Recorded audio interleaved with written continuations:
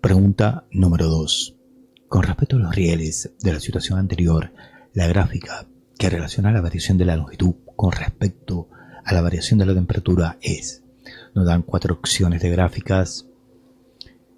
Para poder resolver este problema, pues tenemos que tener claro el papel de alfa, del coeficiente de dilatación térmica en la expansión de los materiales.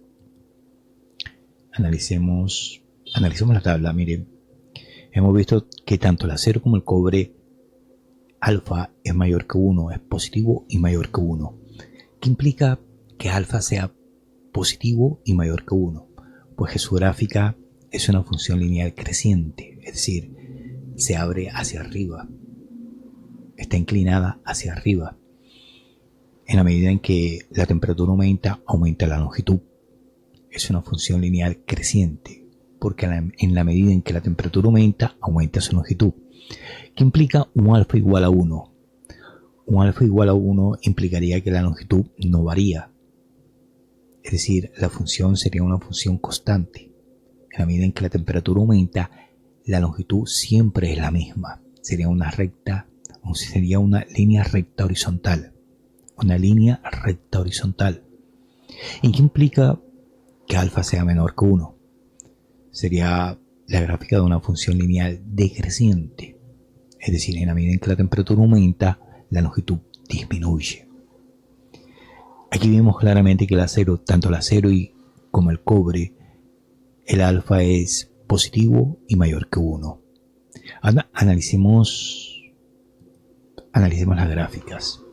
Analicemos las opciones. La opción A es una gráfica de longitud contra temperatura, donde nos muestra el comportamiento de ambos materiales.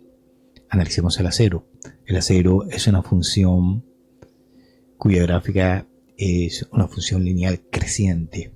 En la medida en que la temperatura aumenta, la longitud aumenta. Pero miremos el cobre. El cobre, eso implicaría que el cobre tuviera un alfa igual a 1. ¿Por qué? Porque la gráfica del comportamiento del cobre es una línea recta horizontal. En la medida en que la temperatura aumenta, la longitud siempre es la misma. Implicaría un alfa igual a 1. Analicemos la opción B. La opción B, analicemos el comportamiento del acero. Es una función lineal creciente, es decir, inclinada hacia arriba. En la medida en que la temperatura aumenta la longitud. Repito, en la medida en que la temperatura aumenta la longitud. Ahora analicemos el comportamiento del cobre. Es una función lineal decreciente, porque en la medida en que la temperatura aumenta, disminuye la longitud. Es una función lineal decreciente. Eso implicaría un alfa menor que 1. Analicemos la opción C. Ambas son funciones lineales crecientes, tanto para el acero como para el cobre.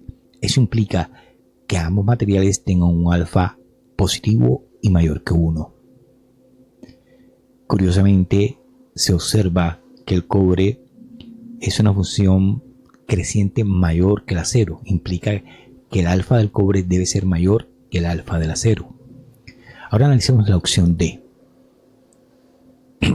Si observamos el comportamiento del acero, es una línea recta horizontal, lo que implica un alfa igual a 1.